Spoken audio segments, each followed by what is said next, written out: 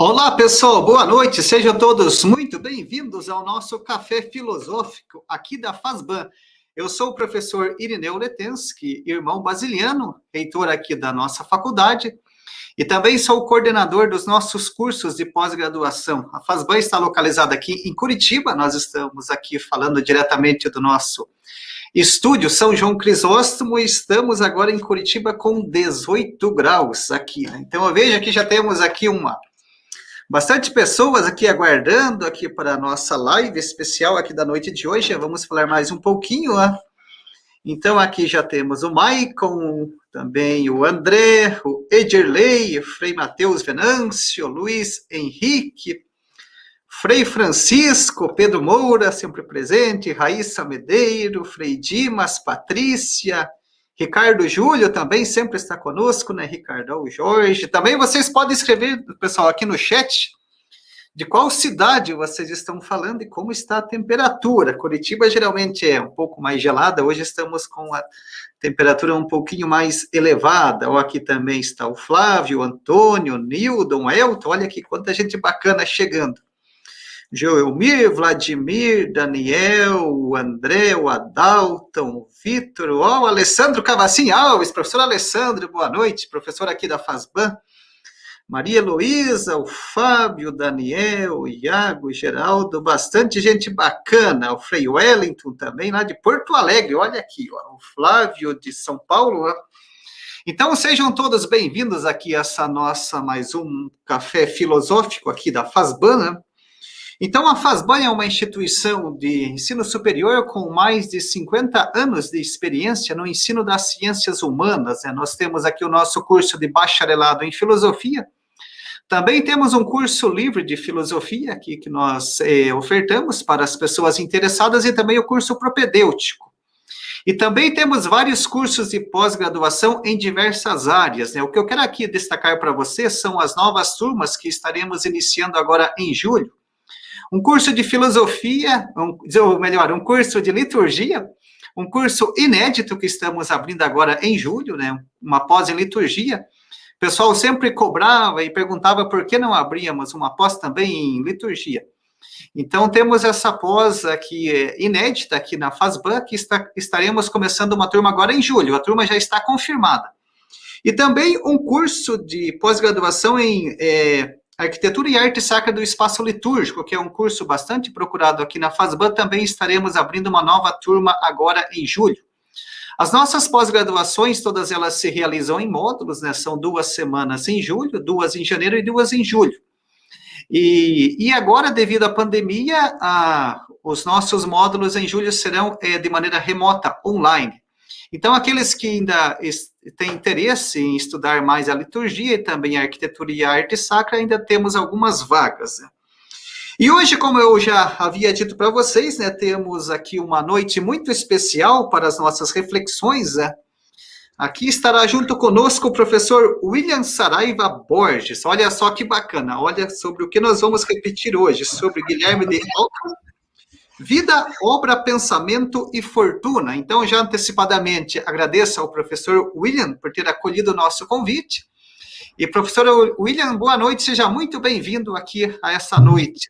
Boa noite, irmão Irineu, muitíssimo obrigado pelo convite, estou muito honrado. Também agradeço ao irmão Marco, através do qual esse convite chegou a mim. A FASBAN tem se tornado cada vez mais uma instituição de referência, não só no Paraná, mas como no Brasil. Isso fez com que eu me sentisse ainda mais honrado em ter sido convidado. Espero poder compartilhar um pouquinho aí com vocês, com os amigos e colegas que estão acompanhando pelo YouTube, um pouco daquilo que eu venho pesquisando sobre o Ockham. Que bacana, então. Nós que agradecemos, professor William, por estar aqui conosco, né, e compartilhar um pouco da sua pesquisa. Então, o professor William tem uma vasta experiência nessa área, então aqui falar um pouquinho, né, da formação e do seu trabalho. Ele atualmente está fazendo o seu doutorado em filosofia junto ao programa de pós-graduação em filosofia da Universidade Federal de Pelotas, né? Também ele possui um mestrado em filosofia e também é licenciado em filosofia pela mesma instituição, né? Ele também é membro fundador da Sociedade Brasileira para o Estudo da Filosofia Medieval.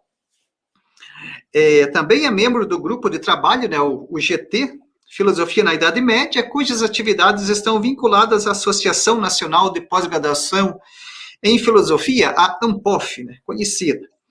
Também é membro do grupo de estudos sobre filosofia medieval e do grupo de pesquisa em Ockham, ambos ligados ao Departamento de Filosofia da Universidade Federal de Pelotas. Também é editor assistente da revista Seara Filosófica, né, editada pelo Corpo Docente, também da Federal de Pelotas. Então, como vocês já perceberam, né, a sua área de interesse é a filosofia medieval, ele tem uma grande bagagem, né, uma grande pesquisa, e a ênfase das suas pesquisas estão nas teorias políticos tardo-medievais.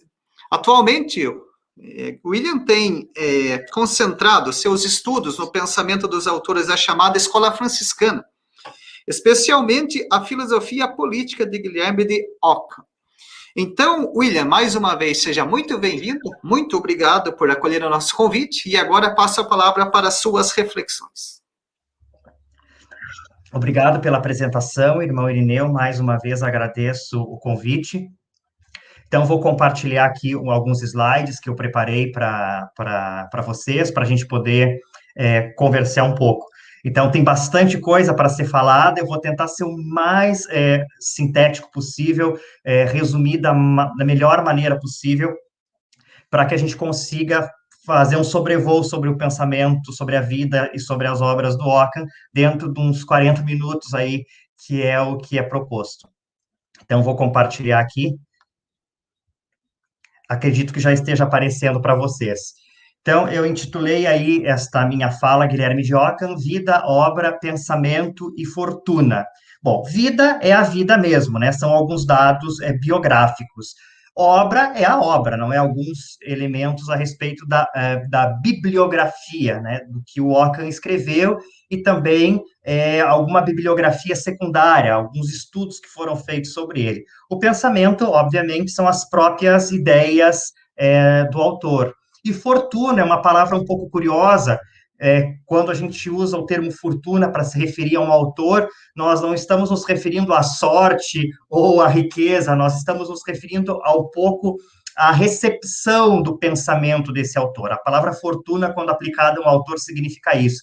Então, eu não sei se nós teremos tempo de falar efetivamente sobre a fortuna, né, sobre como o pensamento de Ockham foi recebido ainda durante a vida dele e posteriormente, e algumas influências que o pensamento dele exerceram, de repente, na Reforma Protestante, ou até mesmo como um autor que é colocado por muitos como o iniciador da modernidade. Não sei se nós teremos tempo de chegar nisso. Talvez nós só consigamos falar, e olhe lá, da vida, da obra e do pensamento. Eu coloquei algumas frases em latim aí, extraídas das obras do Ockham. Se der tempo, lá no final da minha fala, eu vou retornar a elas, porque essas frases que eu fui colocando aí, elas são ilustrativas de alguns pontos que eu entendo serem fundamentais para a gente caracterizar o Ockham, assim, em linhas gerais. Então, talvez eu volte a essas frases lá no final da minha fala. Então, como que eu vou organizar essa minha exposição de forma didática, para que a gente consiga dar conta de tantos elementos, porque o Ockham é um autor, assim, gigantesco, fazer uma introdução a ele em 40 minutos é um desafio tremendo. Então, como que eu vou fazer isso? Num primeiro momento, eu vou falar sobre a vida dele e alguns dados importantes para que nós possamos entender quem é ele, o lugar de onde ele fala, o lugar de onde ele escreve, o contexto no qual ele está inserido, porque o Ockham é um autor. Muito se discute na filosofia se é importante ou não conhecer a vida de um autor para estudar o seu pensamento. Se discute muito isso, né? No caso do Ockham, conhecer minimamente alguns dados biográficos dele, alguma coisa a respeito da vida dele, é fundamental para que nós entendamos o movimento que o pensamento dele fez. Então, o Ockham é um autor a respeito do qual não se pode falar do pensamento e das obras sem falar da vida. Então, esse trinômio, vida, obra e pensamento, no caso do Ockham, eles estão absolutamente concatenados. A fortuna é algo que a gente pode ver depois, mas vida, obra e pensamento, elas estão concatenadas. Então, eu gostaria de, no primeiro momento, falar sobre alguns dados biográficos, já acenando para esses movimentos, não é? E num segundo momento, então, eu quero falar especificamente sobre as obras, sobre a edição crítica das obras do Ockham, as obras dele em latim, e nós estamos chegando agora no momento, quase que 100 anos depois que iniciou o processo de edição crítica das obras do Ockham, nós estamos chegando no momento onde teremos 100% das obras criticamente editadas, faltam apenas 3 volumes, isso, 3 volumes, se não me engano, 2 ou 3 volumes das obras políticas que ainda precisam ser publicados, mas o texto crítico já está disponibilizado no site onde os editores estão trabalhando, né? Então, nós estamos no momento aí onde nós temos 100% das obras dele disponibilizadas, um texto criticamente editado, para que nós possamos ler, para que nós possamos traduzir. Então, eu gostaria de fazer essa exposição das obras do Ockham a partir da edição crítica das obras dele. E para falar do pensamento dele, ou melhor ainda, antes do pensamento, depois de ter falado das obras em latim, apresentar algumas que estão traduzidas ao português. Isso é um ponto importante, né? Que são facilmente acessíveis a qualquer estudante, né, desde a graduação. Então, falar das edições críticas em latim, depois das obras que foram traduzidas para o português. E para falar especificamente de alguns pontos do pensamento dele, especialmente 4 pontos que me parecem muito importantes, e essas frases em latim aí, elas resumem um pouco esses 4 pontos, então eu vou indicar algumas referências bibliográficas secundárias, né, de livros, de artigos que foram publicados aqui no Brasil, que poderão servir como um instrumento de estudo para que se compreenda esses pontos que eu considero fundamentais. Porque eu não vou conseguir absolutamente explorar esses 4 pontos que eu considero fundamentais para o pensamento do Ockham aqui nesses minutos que eu tenho. Eu vou apenas conseguir dizer quais são esses pontos e talvez anunciá-los por 2 ou 3 minutos qual seja a tese fundamental contida em cada um desses pontos. Não será possível aprofundá-los. Então, me parece que se eu indicar algumas bibliografias e apresentar esses pontos do pensamento a partir de uma bibliografia secundária de qualidade, me parece que aí eu indico qual seja o ponto e aí cada um autonomamente poderá depois aprofundá-lo. Então, esse é um pouco o caminho que eu quero fazer nessa minha conversa com vocês. Falar sobre a vida, depois sobre a obra, criticamente editada em latim, traduzida para o português, e depois, para falar de 4 pontos do pensamento dele, já falar desses 4 pontos, mostrando obras de artigos, enfim, em língua portuguesa, que poderão servir de instrumento de estudo. E a fortuna, eu acho que realmente nós não conseguiremos chegar a esse ponto. Então, essa é um pouco uma consideração introdutória, assim, de como que nós vamos trabalhar. Então, sem delongas, vamos ao ponto. A vida. Guilherme de Ockham, ou William of Ockham, Guilherme William em português, William Guilherme em inglês, curiosamente eu tenho o mesmo nome do Ockham, muito provavelmente ele nasceu em 1284 e muito provavelmente morreu em 1347. Não vou entrar aqui no mérito da questão de por que essas datas são questionadas ou não, enfim, isso fica para depois, mas essas são as datas que se assume tenham sido a de nascimento e a de morte dele, e a vida dele, ela pode ser dividida fundamentalmente em 3 partes, uma inglesa, uma francesa e uma alemã, e esta francesa com uma rápida passagem pela Itália. Então, o primeiro período, o da Inglaterra, vai de 1284, quando ele nasceu, até 1324. Nesse período, ele se torna frade franciscano, se torna bacharel e mestre, isto é, doutor. Isso é uma coisa importante, né? Na escolástica não havia distinção entre o título de mestre e o título de doutor. Mestre e doutor era exatamente a mesma coisa. Então, o Ockham se torna bacharel e também mestre, isto é, doutor, tanto em artes liberais quanto em teologia. Isto obtém esses títulos na Universidade de Oxford, se torna padre, professor também, embora não professor universitário, professor de estúdia, não é professor de algum studium de artes liberais dos franciscanos, e é nesse período, fundamentalmente, que ele escreve as suas obras filosóficas e teológicas. O que acontece? Lá pelo ano de 1323, o chanceler deposto da Universidade de Oxford, John Lutherell, ele vai a Avignon e acusa o Ockham de cometer 56 heresias nas suas obras filosóficas e teológicas. Daí, no ano seguinte, em 1324, Ockham tem que abandonar as atividades acadêmicas de professor de artes liberais e ir para Avignon para se defender desta acusação que lhe havia sido feita. O Ockham chega em Avignon mais ou menos na metade de 1324. É constituída pelo Papa João XXII uma comissão de teólogos para analisar estas 56 teses que supostamente seriam heréticas, extraídas das obras filosóficas e teológicas do Ockham. E já num primeiro momento, num primeiro relatório, a comissão conclui que não são 56 teses, mas apenas 51, que 6 delas, na verdade, consistem em uma só. Então, se tornam 51 proposições supostamente heréticas. Então, em um segundo relatório feito por essa comissão, deixa eu passar aqui na página seguinte e mostrar para vocês, neste segundo relatório, aqui foi editado pelo August Pelser, se trata do manuscrito 3075, vai do fólio 1 ao fólio 5 da Biblioteca Apostólica Vaticana.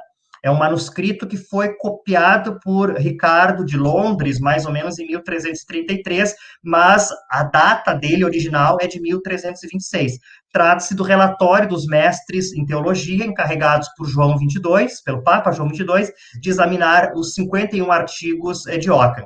Então, nesse relatório de 1326, portanto, 2 anos posterior à chegada de Ockham em Avignon, dirigido ao Papa João 22, não é? Os mestres em teologia concluem até que existem 7 destas 51 teses que podem ser potencialmente heréticas. Mas o Papa João 22 não toma nenhuma decisão, não faz absolutamente nada, nada. O Papa recebe esse relatório na metade de 1326, 2 anos depois que o Ockham já está lá, e não faz absolutamente nada. Não chama o Ockham para se esclarecer, não excomunga o Ockham, não condena o Ockham, não faz nada. E se passa mais 1 ano e meio até que, no dia 1º de dezembro de 1327, o então ministro-geral da Ordem Franciscana, Miguel de Cesena, chega a Avignon para esclarecer esta questão toda da disputa a respeito da pobreza evangélica. Isso aqui nós teríamos que falar longamente sobre isso, né? Em 1322, no capítulo de Perúzia, os franciscanos se posicionaram absolutamente a favor, eles aderiram radicalmente como que eu posso dizer, as proposições contidas numa bula de 1279 do Papa Nicolau III, segundo a qual a proprietária dos bens que eram usados pelos franciscanos seria a própria Igreja Romana, a própria Sé Apostólica. Isso é o que está dito lá nesta bula de Nicolau III, de 1279. Em 1322, no capítulo de Perúzia, os frades, enfatizaram ainda mais de que esta era a verdade católica. O fato de que a igreja deveria possuir os bens e os franciscanos apenas possuírem o simples uso de fato. E o João 22 não concordou com isso, então houve uma série de bulas posteriores a isso, especialmente a de Conditorem, de 1324, aonde esse dispositivo jurídico, digamos assim, de Nicolau III, ele é abolido, ele é desfeito.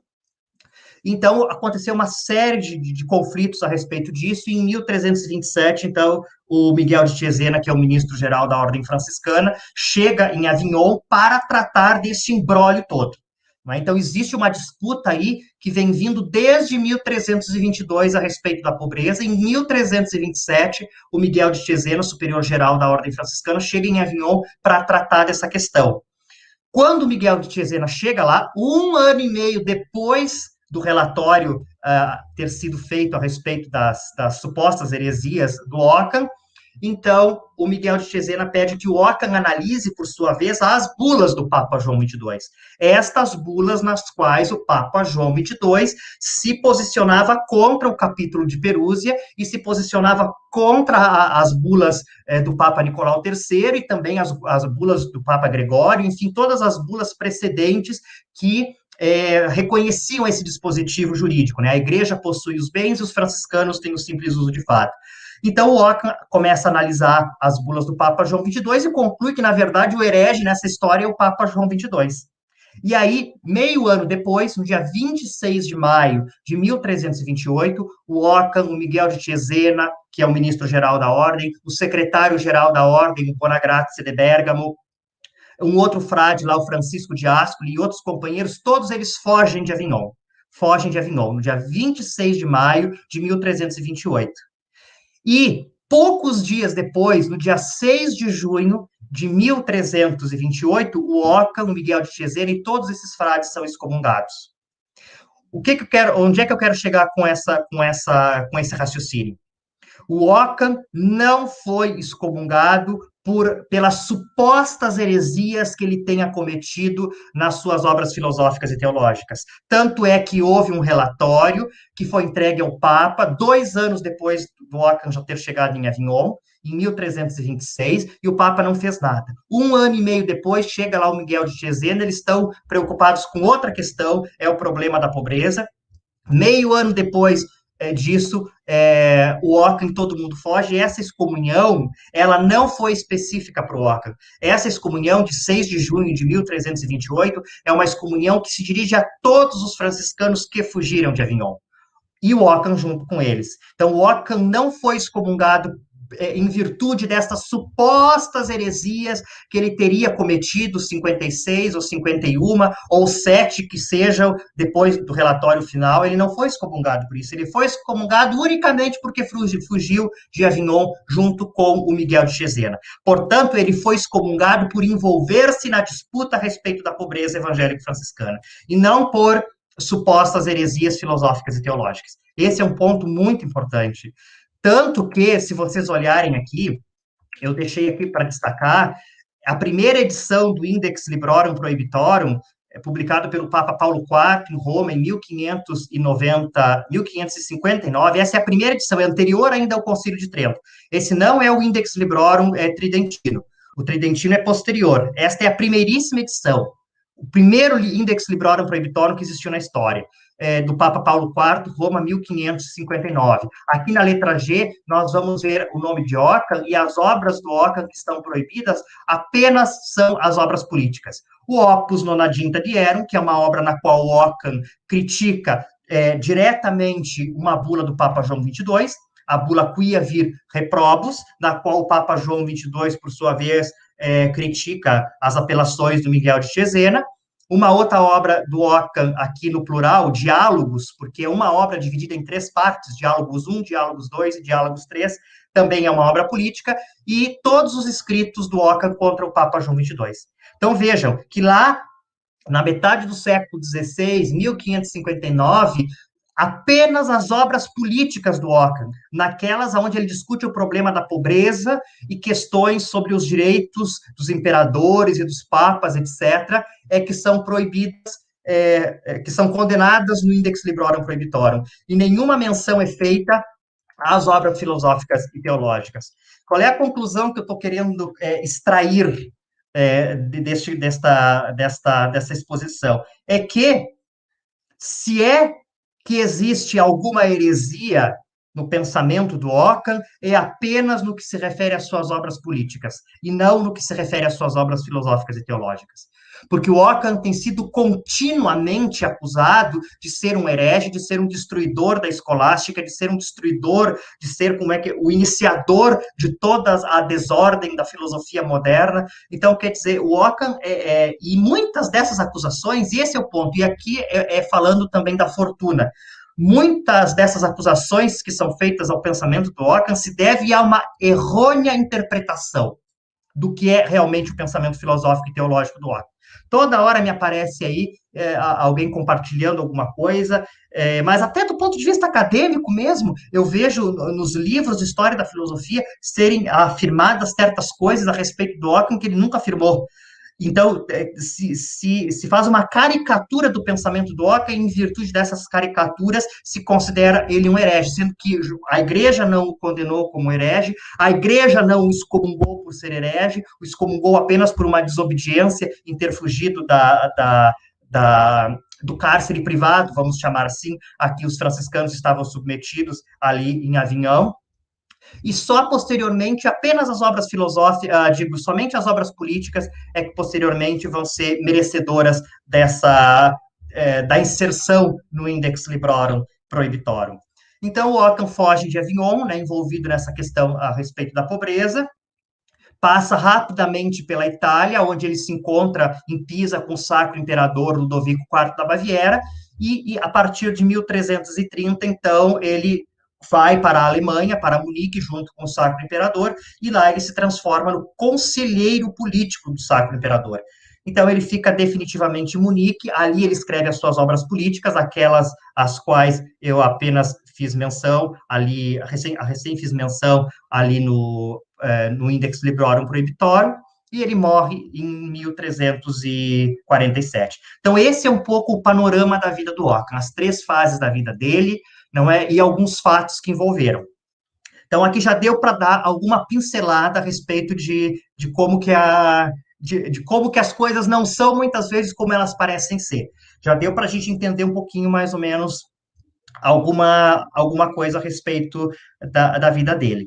Então, agora eu vou falar sobre as obras, tanto as filosóficas quanto as teológicas, e posteriormente sobre as políticas, num primeiro momento, a edição crítica delas em latim, e em seguida, como elas foram, quais delas estão traduzidas para o português. Então, aqui, a Opera Theologica et Philosophica. São 17 volumes. Se vocês observarem aqui, os primeiros 10 deste vermelho um pouquinho mais vivo são as obras teológicas, dá para ver aqui, né? Ópera Teológica 3, Ópera Teológica 4, e esses de um vermelho mais bordô são as obras filosóficas. Então, são 7, ao todo 17. 7 filosóficas e 7 teológicas. Esta foto aqui foi feita lá na biblioteca da Universidade Franciscana, em Santa Maria, onde eu iniciei a minha graduação em filosofia e aonde, desde o terceiro semestre, ou melhor, desde o 4º semestre da graduação em filosofia, eu já me apaixonei pelo Ockham e comecei a estudá-lo. Então, foi nesses livros aqui, nesses 17 livros aqui, que eu comecei a estudar o Ockham lá em Santa Maria, ainda na Universidade Franciscana. Então, rapidamente, eu vou mostrar aqui quais obras estão contidas nesses 17 volumes. Não são apenas 17 obras, são muito mais do que 17 obras, mas elas estão reunidas em 17 volumes. Vamos lá, então nós temos aqui a Suma Lógica, que é uma obra importantíssima do Guilherme de Ockham. Depois aqui nós temos os comentários de Ockham a várias obras de Aristóteles, o comentário às categorias, o comentário ao Perermenéias de Aristóteles, o comentário a Isagogé de Porfírio, também é outra obra muito importante. Aqui, comentário a outras obras de lógica, né? Os elencoros são as refutações sofísticas. Depois nós temos aqui o comentário à física de Aristóteles. Nós temos aqui outras questões relacionadas à física e à filosofia natural.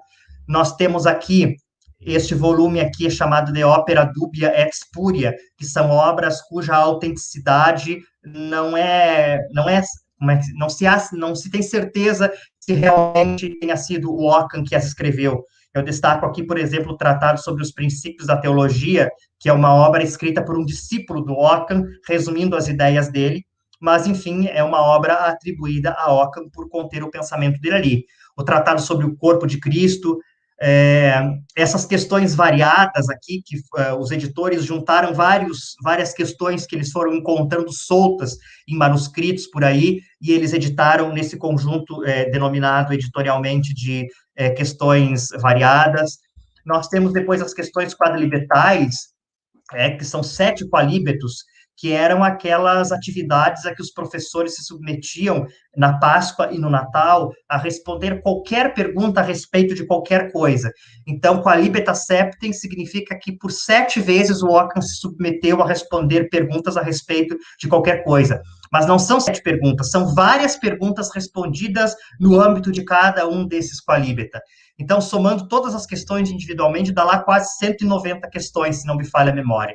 E depois o comentário às sentenças, né? Ao primeiro, são 4 volumes de comentários ao primeiro livro das sentenças do Pedro Lombardo, e depois um livro de comentários ao segundo, um livro de comentários ao terceiro e um livro de comentários ao quarto livro das sentenças do Pedro Lombardo. Então, basicamente, essas daí são as obras. Isso, aqui, o livro terceiro e o livro quarto. Então, essas aí, basicamente, são as obras filosóficas e teológicas do Ockham.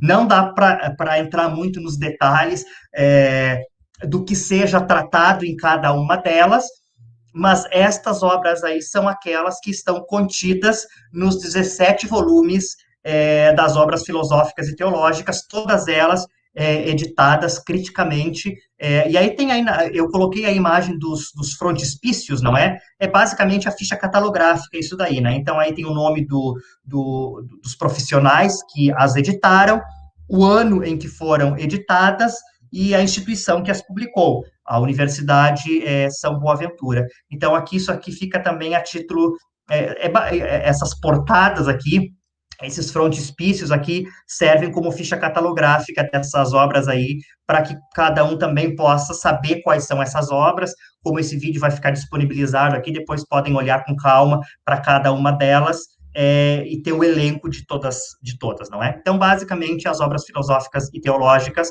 todas elas já criticamente editadas em latim. Então, não é preciso mais que nós recorramos aos manuscritos para termos acesso aos textos latinos. Nós podemos consultar os textos latinos do Ockham a partir da edição crítica, e é o recomendado, não é? Que se trabalhe com as edições críticas, porque nas edições críticas são comparados todos os manuscritos disponíveis, e então é estabelecido um texto latino definitivo. Então, um manuscrito lá tem uma frase a mais, o outro texto latino tem uma frase a menos, o outro tem uma palavra a mais, o outro tem uma palavra a menos, o outro falta um livro inteiro, não é? Então, no trabalho de edição crítica é feita uma comparação entre todos esses manuscritos, se vê qual que é o mais antigo, qual que é o mais novo, qual que depende de qual, né? E é estabelecido um texto padrão e indicada todas essas variações em notas de rodapé. Então, o trabalho de leitura, o trabalho de estudo, o trabalho de tradução, ele deve ser feito a partir da edição crítica, não é? E não propriamente do manuscrito. A não ser que a gente trabalha com manuscrito quando não existe edição crítica, não é? A menos que o objetivo seja estudar um manuscrito específico. Bom, aí, então, se trabalha com manuscrito. Mas, no geral, então, a gente trabalha com as edições críticas.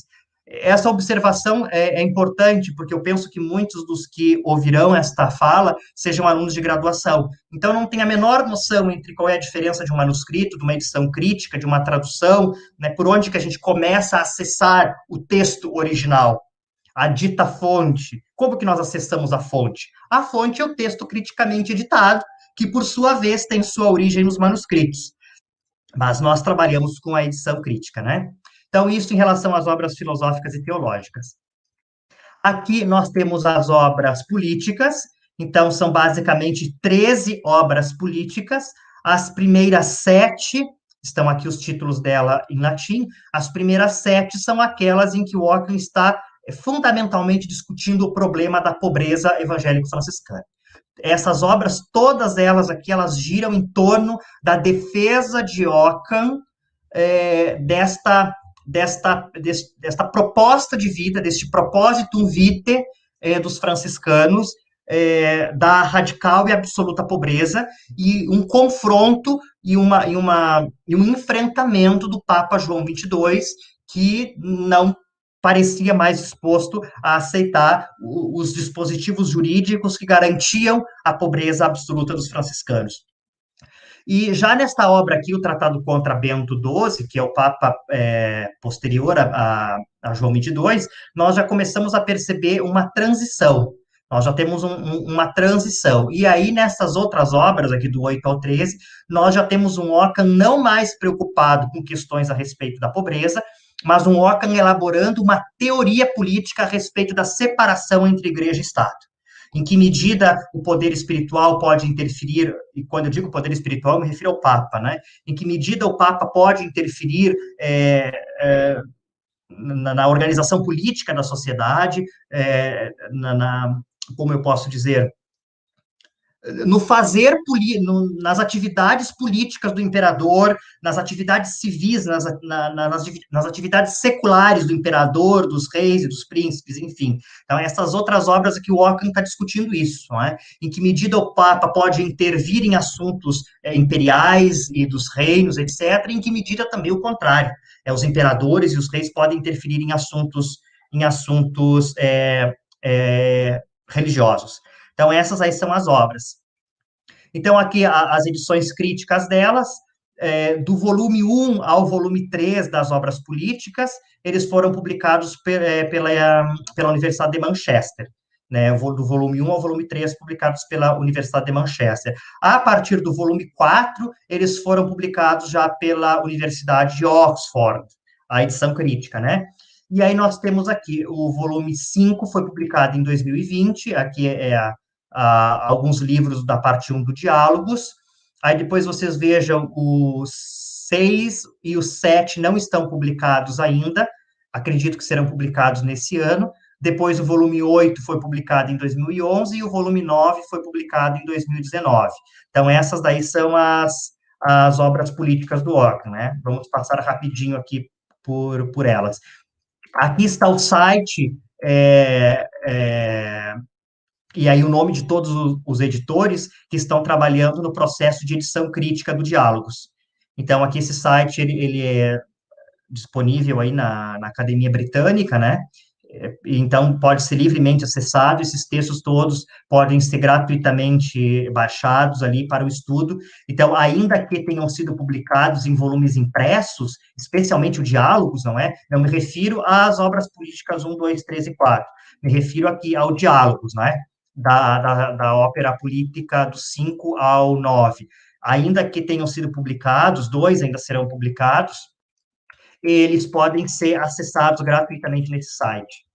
Então, aqui eu coloquei a imagem de alguns manuscritos, aqui não vai dar tempo de falar, aqui eu falaria um pouco sobre a diferença entre manuscritos e incunábulos, né? Então, só para mostrar que as imagens são um manuscrito muito importante, esse aqui é um dos mais completos que tem das obras políticas do Ockham, está na biblioteca de Frankfurt, enfim, e outros incunábulos posteriores aqui, então, sobre as obras políticas.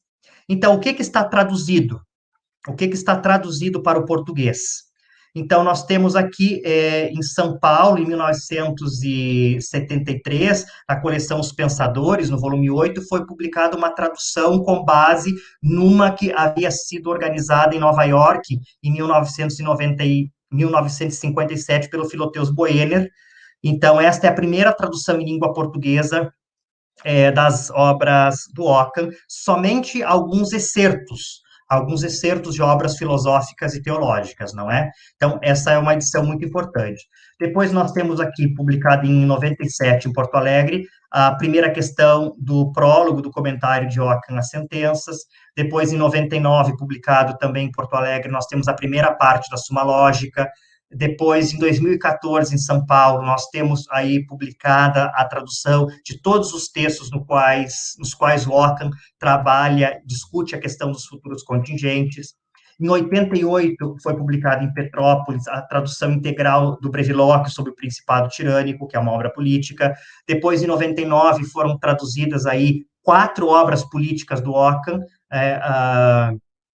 o livro 6º do Tratado contra Benedito, o Tratado sobre o Poder dos Papas e dos Imperadores, a Consulta sobre uma Questão Matrimonial e o Opúsculo Pódium Príncipe, reunidos nesse volume aí com o título genérico de Obras Políticas. Depois, em 2002, foi publicada, também em Porto Alegre, 8 questões sobre o poder do Papa, e foi publicada em Portugal, em Vila Nova de Famalicão, não em 2012, embora diga na ficha catalográfica que é 2012, foi um erro, foi publicado efetivamente em 2016. a tradução para o português da terceira parte do diálogo. Então, essas aí são as obras do Ockham disponíveis em língua portuguesa, que podem servir para o aprofundamento desses temas que estamos falando, não é? Então, o que eu considero serem os 4 aspectos centrais do pensamento do Ockham, aos quais eu me referi lá no começo?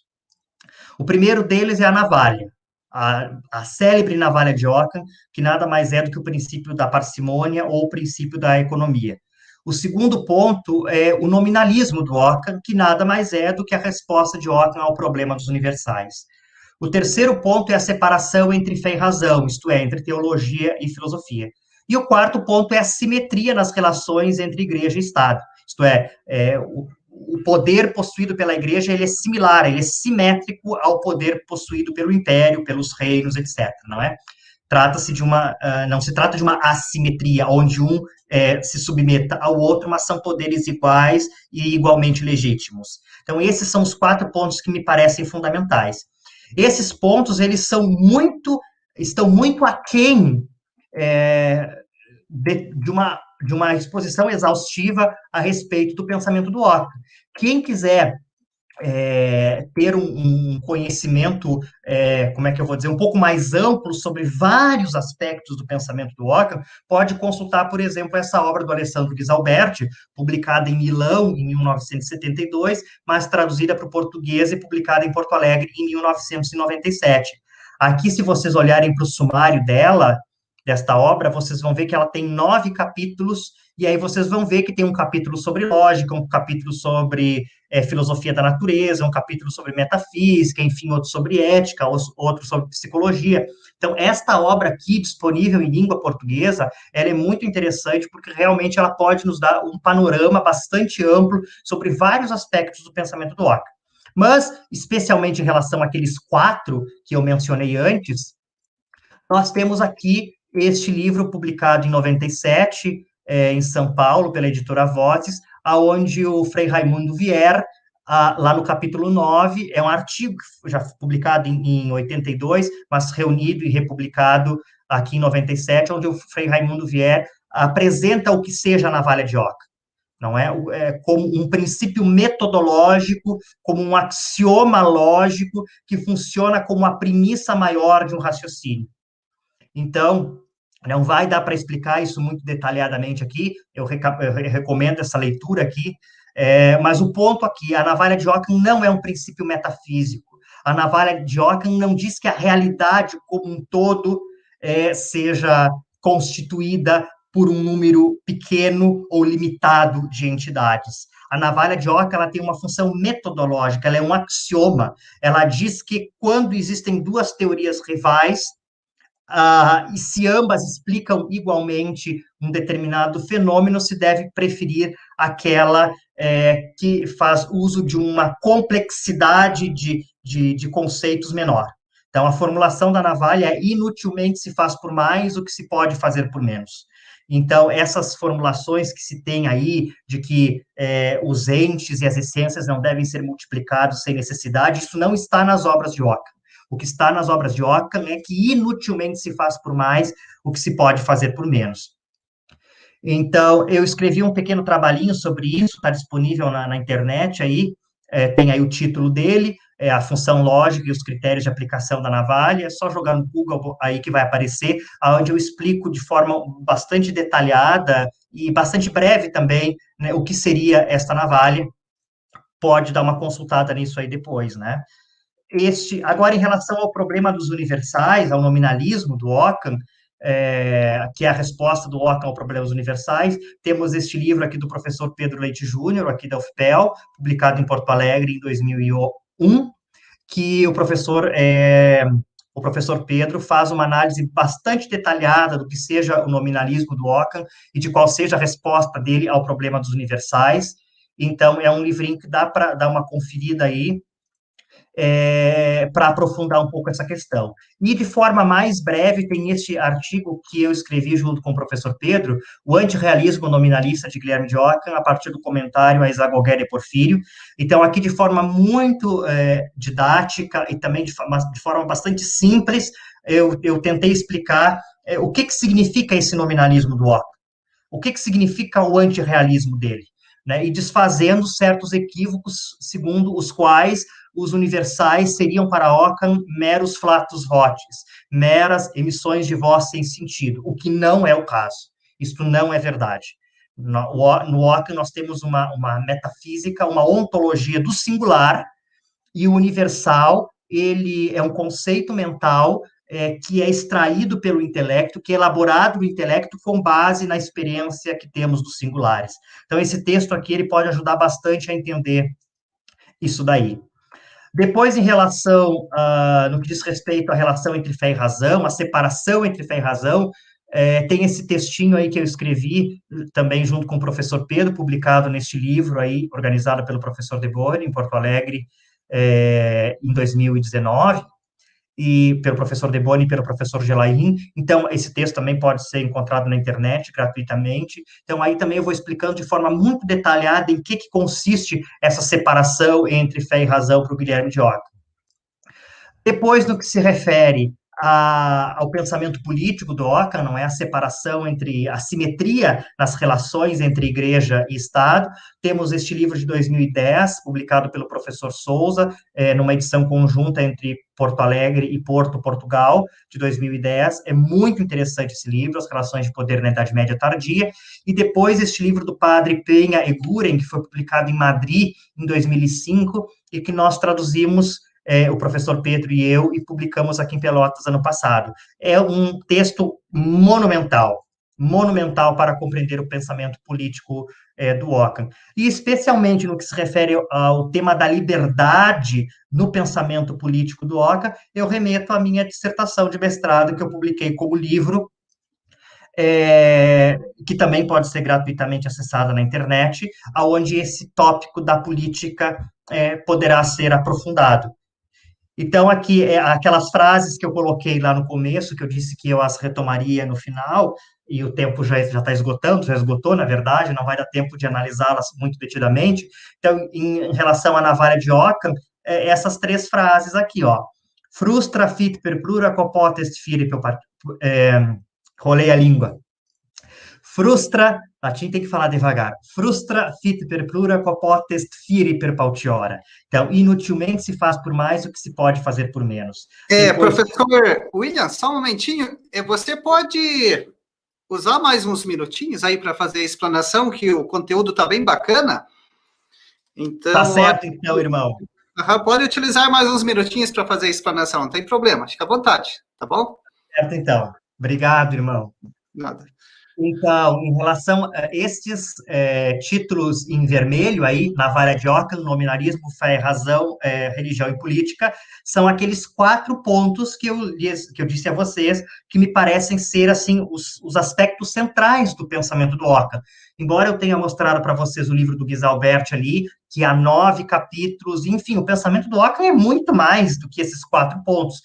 Mas a título de uma introdução genérica, para ter uma noção de quem é o Ockham e do que ele pensa, esses pontos aqui são aqueles que me parecem mais importantes. Então, no que se refere à navalha, eu já disse para vocês e indiquei 2 obras, a do Frei Raimundo Vieira e aquele meu artigozinho ali.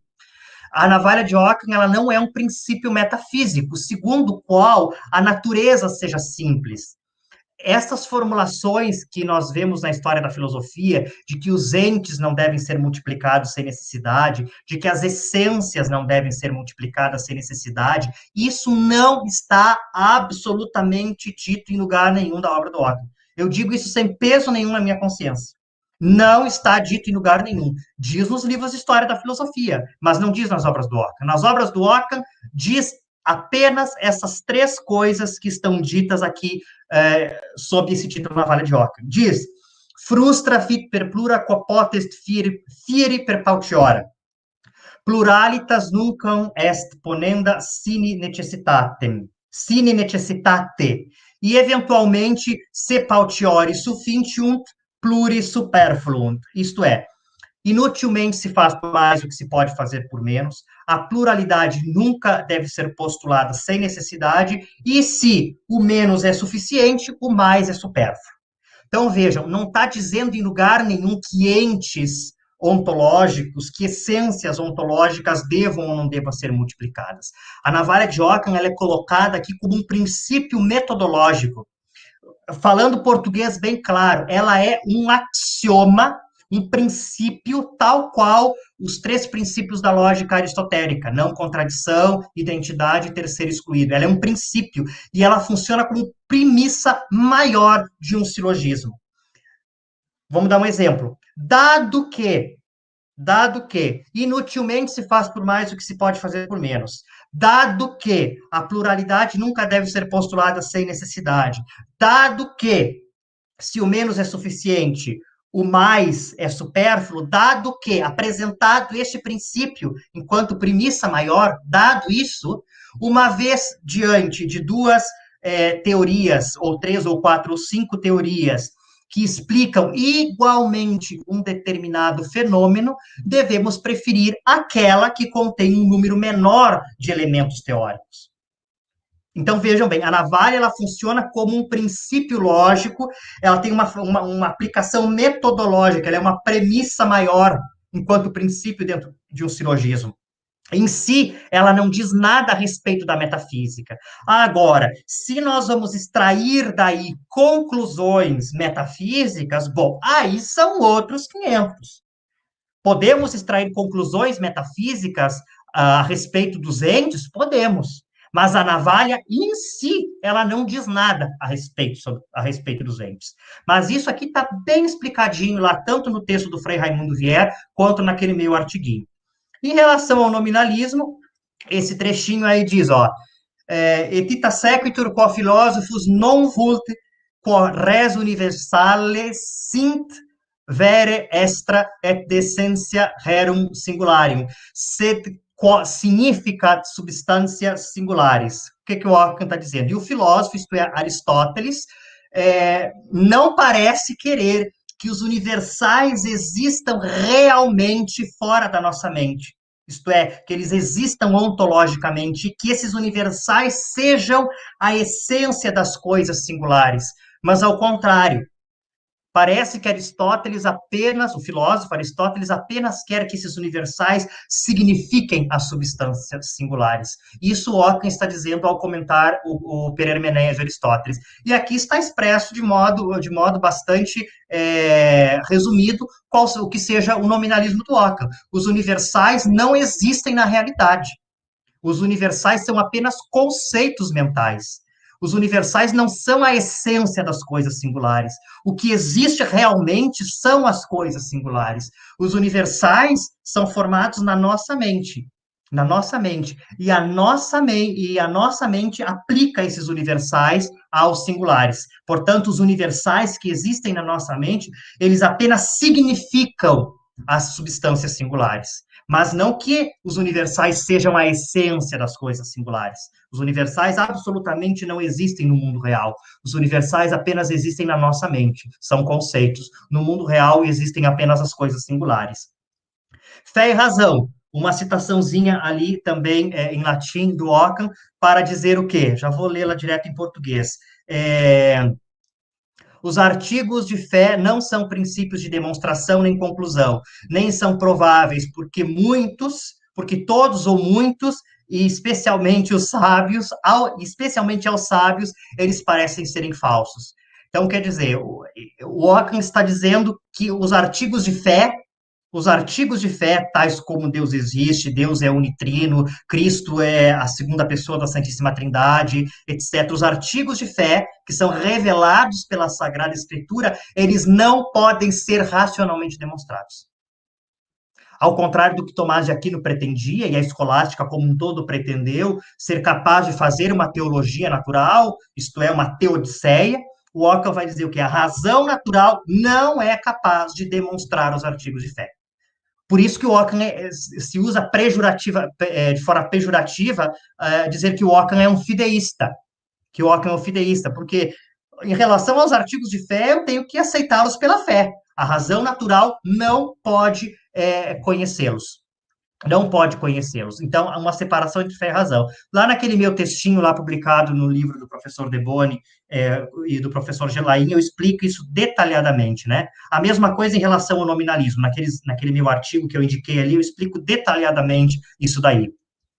E em relação à separação entre religião e política, aqui eu estou colocando o argumento da liberdade aqui, que é basicamente aquilo que eu explorei na minha dissertação, basicamente para dizer o quê? Se nós somos livres por direito divino e natural, e os textos evangélicos apresentam claramente que nós somos livres, conforme a carta de Tiago, a carta aos Gálatas, enfim, há uma série de textos da Sagrada Escritura que garantem a revelação nos garante que o cristão é livre. Se nós somos livres, o Papa não possui a plenitude do poder. E se o Papa não possui a plenitude do poder, o Papa não pode interferir em assuntos políticos, não é? E o mesmo se refere ao imperador. Né? No âmbito da cristandade, o imperador que é cristão também não pode submeter os seus súditos à escravidão, haja vista que eles são livres e a liberdade não pode ser tolhida. É claro, tudo isso dentro do âmbito da cristandade que nós estamos falando. O imperador é cristão, o papa é cristão, o mundo é cristão, mas nós vemos aí que o Ockham também inaugura uma questão dos direitos subjetivos, inaugura também enfim, basicamente isso, inaugura aí a ideia dos direitos subjetivos que devam ser salvaguardados, que não podem ser tolhidos nem pela religião e nem pela política, não é? Mas, claro que ele está discutindo isso tudo dentro de um contexto bem específico. Então, temos aí essa defesa radical, eu costumo chamar o Ockham de o advogado da liberdade. O principal argumento que o Ockham usa para refutar essa plenitude de poder, vamos chamar assim, esse totalitarismo pretendido tanto pelos papas e hierocratas, como pelos imperadores teocratas, tudo isso é refutado, essas pretensões são refutadas mediante o argumento da liberdade. Eu tentei explorar bastante isso lá na minha dissertação. Bom, agora sim, eu acho que eu extrapolei todo o tempo que era possível para mim, não é, irmão Irineu? Mas eu acredito que tenha dado para dar um panorama, e eu me sinto... Deixa eu fechar aqui, deixa eu voltar aqui na tela. Então, eu acredito que eu tenha conseguido fazer esse panorama, e a metodologia que eu me propus foi essa, né? De sinalizar brevemente quais sejam os pontos centrais do pensamento dele, e eu elegi esses 4, a questão da navalha, a questão do nominalismo, a questão da relação entre fé e razão, e a questão da separação entre política e religião. Então, eu sinalizei rapidamente esses 4 pontos aí, mas deixei indicada bibliografias bastante pontuais que servirão de referência, que poderão ser lidas, se for do interesse de cada um. Então, acho que foi essa metodologia que eu tentei adotar, ao invés de explorar esses pontos, porque o tempo não permitiria uma exposição exaustiva de cada um desses 4 tópicos, então sinalizei eles rapidamente, já indicando as bibliografias aonde elas podem ser posteriormente aprofundadas. Então, acho que era isso, irmão Irineu. Considero concluída a minha fala, espero ter conseguido ser inteligível naquilo que eu disse. Isso aí.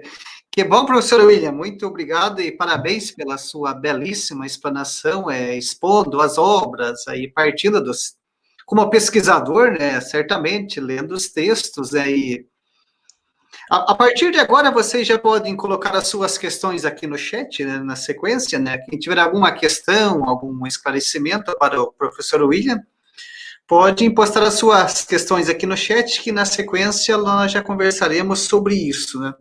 Então, como o professor William já havia dito lá no início, né, então essa conferência ela ficará disponível aqui no canal do YouTube da FASBAN, depois vocês poderão assistir com mais devagar, né, aquilo tudo que a internet propicia, né, William, você pode parar o vídeo, copiando o título das obras, que são bastante lições é um privilégio muito grande, né, termos um pesquisador, né? Então, aí, alguém que está pesquisando e, em geral, sobretudo, às vezes, o estudante de graduação, ele acaba, às vezes, ficando mais no manual, né? E Uhum. aí, quantas incongruências, né, que o William nos trouxe aí, até prejudicando o próprio entendimento, né, do pensador e até uma injustiças com o pensador, com Aham. questões que ele próprio não disse, né? Então, também quero aqui, mais uma vez, agradecer, né, e todos vocês que acompanham a Fazban no nosso Instagram, né, @FazbanOficial, e também quem nos acompanha, para nos acompanhar, eventos como esse aqui com o professor William e outros que a Fazban está realizando, sempre nós estamos divulgando ali no nosso Instagram. Agora aqui, então, quero apresentar aqui alguns eventos, na sequência que a Fazban irá realizar aqui no nosso canal, e na sequência o professor William já vai falar de um trabalho bem bacana dele aqui para vocês também, né?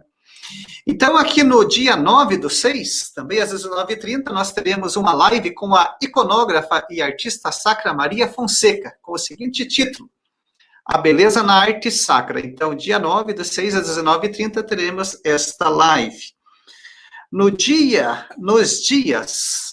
19 a 21 de julho, nós teremos aqui o nosso seminário para formadores de presbíteros e vida consagrada. Dia 19 e 21 de julho, também, sempre às 19h30. Também, entre os dias 23 e 25 de agosto, teremos aqui também o nosso seminário de espiritualidade, com os nossos conferencistas também todos confirmados. Vocês, todas essas informações, vocês poderão verificar com mais detalhes lá no nosso site, né?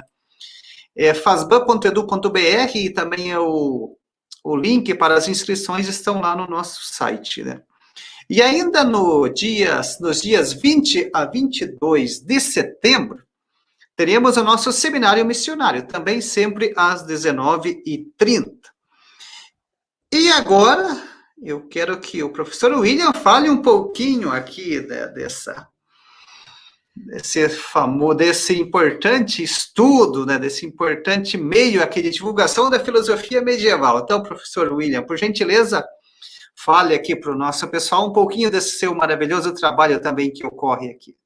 Então, nós temos aí eu até já perdi as contas, se faz uns 4 ou 6 anos, já faz um bom tempo que eu criei essa página aí no Facebook como uma brincadeira, e eu acho que já tem 2.300, 2.400 curtidas ali, e se tratando de filosofia medieval, uma coisa que não interessa para praticamente ninguém, ter 2.000 e poucas curtidas ali é algo bastante significativo. Então, é uma página bastante simples ali no Facebook, onde tudo que eu encontro no Brasil e no mundo a respeito de filosofia medieval, eu vou postando ali. Na América Latina, da Europa, dos Estados Unidos, enfim, eu vou filtrando um pouco as informações e vou compartilhando ali, seja links de eventos, publicações de obras, publicações de edições críticas, enfim, às vezes oportunidades de bolsa de doutorado, bolsas de pós-doutorado na Europa. Então, enfim, eu vou postando ali. Então, quem quiser, desculpa, dei uma engasgada. Quem quiser dar uma conferida ali, curtir, fica o convite aí. Então, Eu vou muito esperar, obrigado. eu vou esperar 80 novas curtidas ali na Isso, página, olha, que agora eu isso. entrei ali no YouTube ali, cheguei a levar um susto, tem 80 pessoas nos acompanhando aqui. Eu acho que eu nunca falei para tantas pessoas ao mesmo tempo, assim, 80 pessoas, meu Deus do Muito céu, que bacana, pessoal. responsabilidade. Então, olha, parabéns também, William, por esse trabalho de curadoria, né, de estar aí angariando essas informações e disponibilizando. Olha, pessoal, que bacana, né? Temos aí um pesquisador, né, um especialista que já faz essa filtragem do material. Sabemos que a internet hoje possibilita muitos materiais, né, e às vezes uma das dificuldades, né, dos alunos, às vezes dos estudantes, daquele que não tem o conhecimento, é às vezes discernir, né, sobre esse material. Então, e o nosso agradecimento ao William por fazer já essa curadoria desse material e disponibilizar todas essas informações, né? Então, aqui, né, como eu havia comentado, né, o Nicolas comentou aqui, né, parabéns pelos esclarecimentos das obscuridades causadas pelos comentadores injustos, né? Aham. Então, aqui o Pedro Rian também colocou aqui, né, trabalho incrível da FASBAN. Obrigado a você, Pedro, por estar aqui conosco, acompanhando, né? Então, aqui o Marcelo coloca uma pergunta bem objetiva. Aham. Existe? Qual é a relação entre Platão e Ockham? Ai, ai, obrigado por essa pergunta, Marcela. É uma pergunta interessante que ela me permite falar um pouquinho mais sobre a navalha e me permite falar um pouquinho também sobre o nominalismo. Então, né, essa tua pergunta me permite tangenciar dois dos quatro pontos que eu mencionei ali como importantes. Essa expressão navalha de Ockham, ela é uma expressão alegórica. Tecnicamente, se trata do princípio da economia ou princípio da parcimônia. Assim como lá temos o princípio da não contradição, o princípio da identidade, o princípio do terceiro excluído, na lógica de Aristóteles, o princípio occamiano é o princípio da economia ou princípio da parcimônia, às vezes também chamado de princípio da simplicidade. Navalha de Ockham é uma figura alegórica, uma alegoria. Navalha, por quê? Porque navalha é um instrumento de corte extremamente preciso, cirúrgico, vamos dizer assim. Não é um facão. Você sabe o que é um facão, né? De fazer serviço manual, de cortar árvores, enfim, não é um facão, não é uma tesoura. É um instrumento de corte preciso. Talvez hoje nós falássemos do bisturi de Ockham, né? Talvez o instrumento de corte hoje mais preciso seja um bisturi, o bisturi de Ockham. Por quê? Porque este corte do que é desnecessário não é algo arbitrário, é algo que tem que ser feito com muita precisão técnica, com muita precisão filosófica, com uma precisão cirúrgica, não é? Então, essa expressão navalha de Ockham, ela é alegórica. E como que essa se usa jocosamente essa expressão? Ockham, com sua navalha, fez as barbas de Platão. Se usa essa expressão. Ockham, com sua navalha, fez as barbas de Platão. Porque se existe alguém na história da filosofia que postulou que não foi nada parcimonioso nas suas teorias, este alguém é Platão.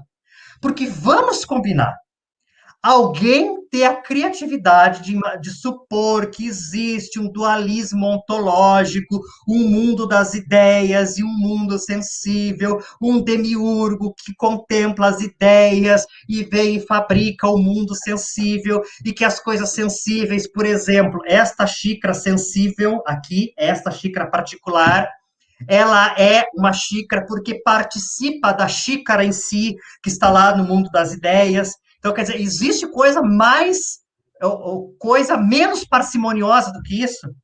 Então, se o filósofo que nunca usou, que menos usou a parcimônia nas suas teorias foi Platão. E essa ai, não vai sair a palavra agora. E essa multiplicação de coisas desnecessárias, como é que eu vou dizer, é um pouco plasmado pelo pensamento de Platão. Então, a navalha, com a sua navalha, o Ockham fez as barbas de Platão. Então, no que se refere ao nominalismo especificamente, esta xícara aqui, que está aqui na minha frente, ela não é esta xícara porque ela participe da xícara em si, que está lá no mundo das ideias. Ela é uma xícara porque ela é uma xícara ontologicamente, este ser individual, particular que está aqui é uma xícara. Então, com a sua navalha, o Ockham faz a barba do Platão. A barba do Platão significa isso, todas essas teorias desnecessárias que o Platão foi criando. Então, o Ockham se relaciona com o Platão na medida em que faz a barba dele, isto corta fora todas essas coisas, e, especialmente no que se refere ao nominalismo, nós temos, por exemplo, a defesa de uma tese como essa, segundo a qual os universais não existem lá no mundo de ideias, não existem enquanto um estado comum dentro das próprias coisas. Não, dentro dessa xícara tem água, mas dentro dessa xícara, ontologicamente falando, né, não existe uma xícara comum a todas as outras xícaras. Não, cada xícara é absolutamente individual. Absolutamente individual.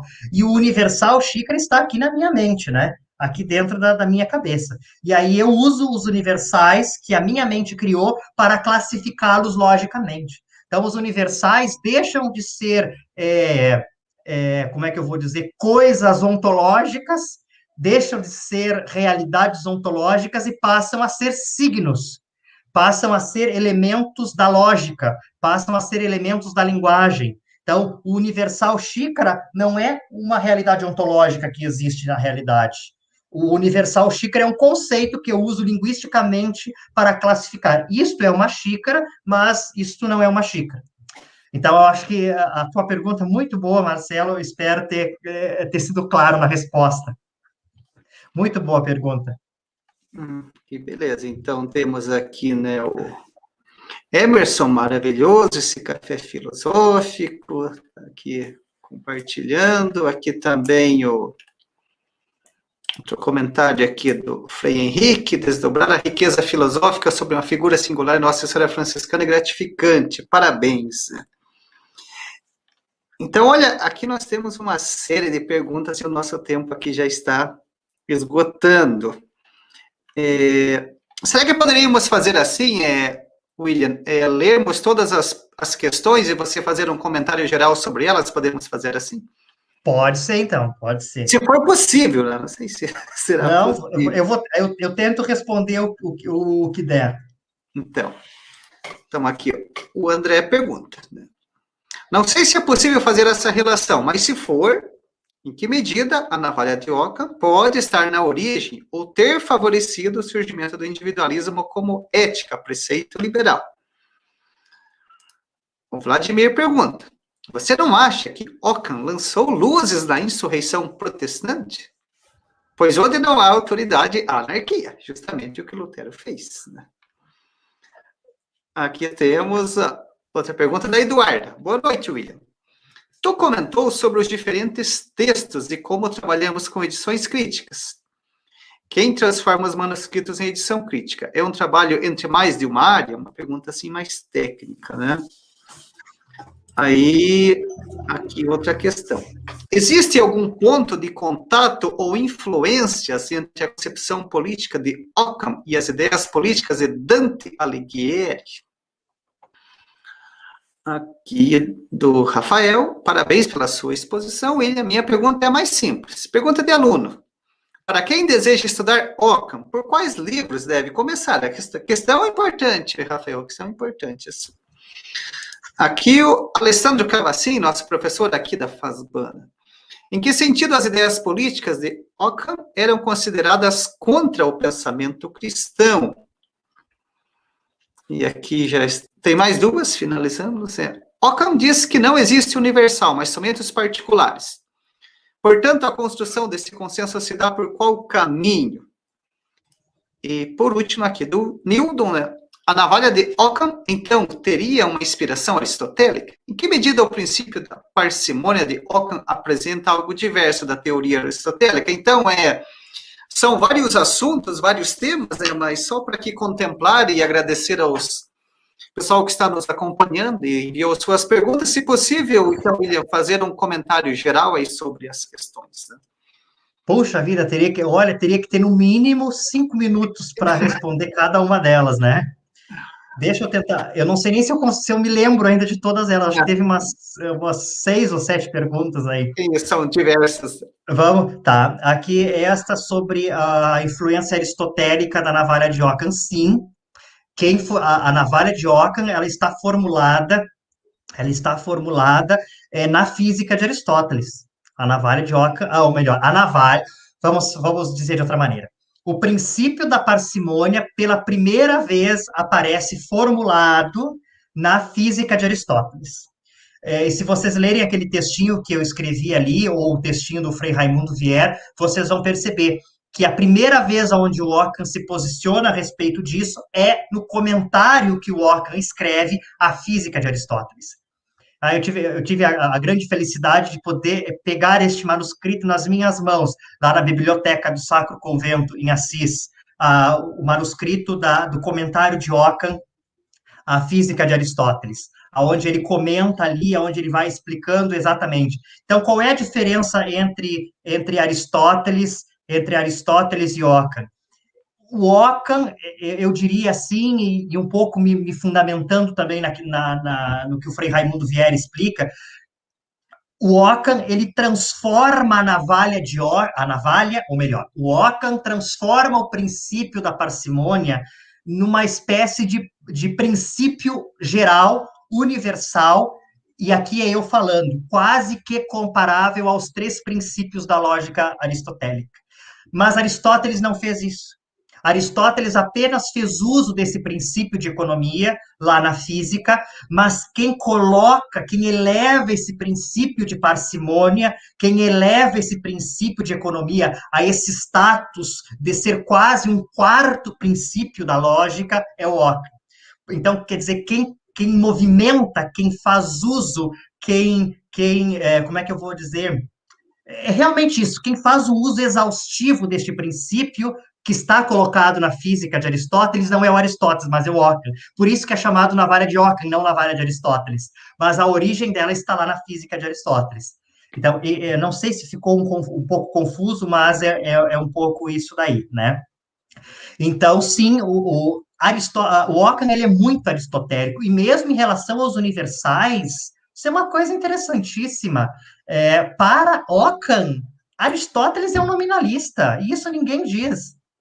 O Ockham está convencido de que Aristóteles é um nominalista. Por isso que aquela citação que eu trouxe para vocês ali diz: o filósofo não quer, o filósofo Aristóteles não quer que os universais existam realmente. Quer dizer, para Ockham, segundo Ockham, para Aristóteles, os universais não existem realmente.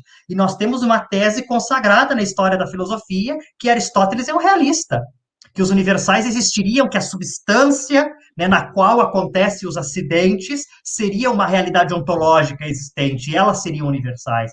E o Ockham discorda disso. Então, o Ockham, ele é muito aristotélico no que se refere à navalha, no que se refere ao nominalismo e tudo mais. Uma outra pergunta que me chamou a atenção ali do Lutero. Eu não sei se o Lutero, como é que eu vou dizer? Acho que a palavra era subversivo, né? Que subverteu a ordem. Eu não sei se o Lutero fez isso, não. O que eu sei é que o Papa João XXII, lá no século XIV, era um déspota. Que o Papa João XXII era um déspota. E era contra este déspota, João XXII, que o Ockham estava se dirigindo diretamente. O que aconteceu tantos anos depois, na Reforma Protestante, não foi influência direta do Ockham. Isso foi através de vários...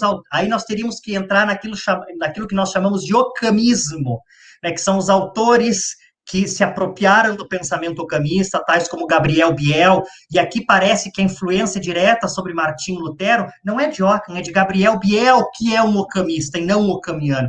E aqui a diferença, uma coisa é ser occamiano, outra coisa é ser occamista.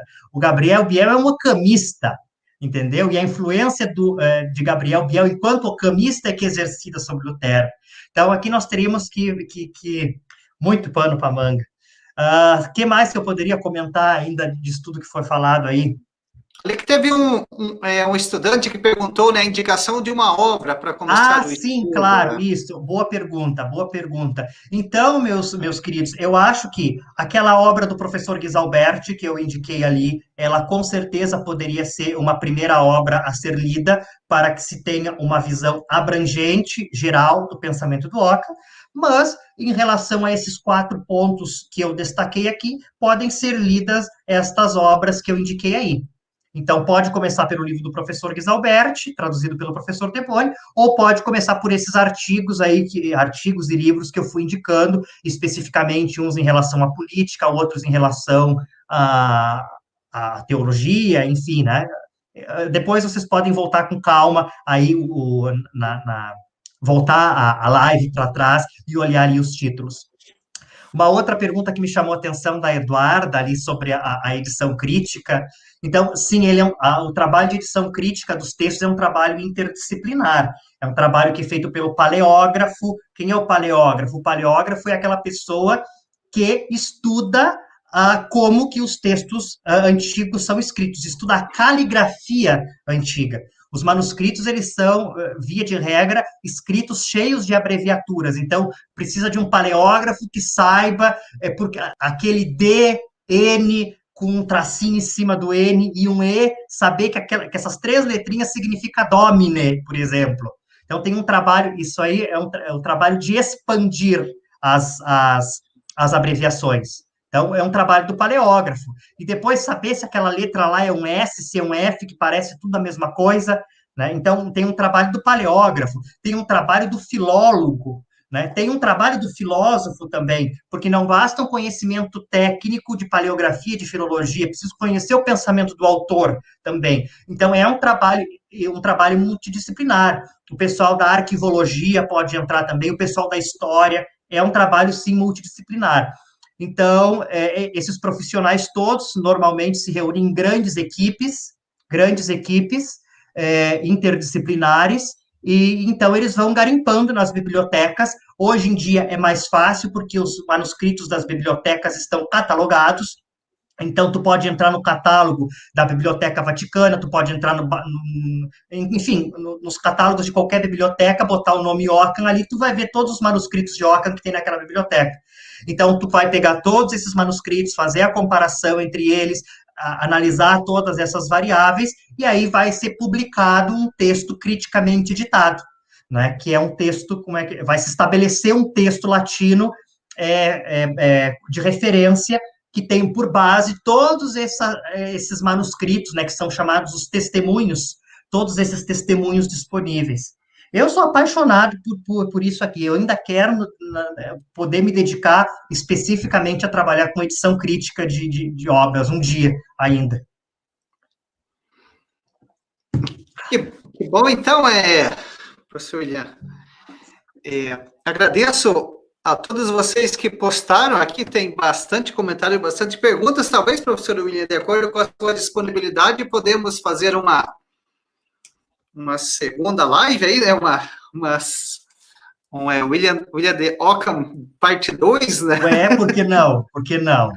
Semestre. Isso aí, podemos combinar aí uma data para dar prosseguimento aqui nas discussões, né? Então, o pessoal deixou bastante perguntas, bastante questões, então quer dizer que é um assunto que despertou e desperta bastante interesse, sobretudo aí termos essa oportunidade de estarmos com um pesquisador, alguém que é perito, né, que estuda o texto. Eu até me assusto, quando esses adjetivos me são atribuídos, pesquisador, perito, especialista, eu me sinto tão aquém desses títulos. Eu acho que eu me considero apenas um reles estudante de todas essas coisas aí. Isso, mas pode ter certeza que o seu conhecimento é muito importante, né? Para eu, por exemplo, que fiquei maravilhado ouvindo as suas explicações. É que eu estudei na graduação, mas não é um autor que eu me detive, né? E como você sabe, quando você se detém sobre um autor, né? Uhum. Você tem informações e conhecimentos mais precisos. Então, esse conhecimento que você tem é muito importante para todos nós aqui, né? Então, vamos pensar numa próxima edição. Vamos, vai ser nosso tempo aqui. Muito obrigado. Nosso tempo aqui já está passando um pouco aqui, né? Então, vamos encerrar aqui as nossas discussões por hoje, já deixando aqui um gostinho de quero mais para uma próxima edição aqui do nosso Café Filosófico. Então, William, aqui em nome da FASBAN, agradeço imensamente por você ter aceito o nosso convite, né? Por estar conosco aqui nessa noite e apresentar um pouco, né, do seu conhecimento e das suas pesquisas. E já reitero novamente para que façamos uma segunda edição aí no segundo semestre. Então, muito obrigado. Lhe desejo uma boa noite, né, um bom descanso, e agora passo a palavra para as suas considerações finais. Muitíssimo obrigado. Eu acho que eu já nem tenho mais considerações finais nenhuma a fazer, simplesmente agradecer mais uma vez ao convite.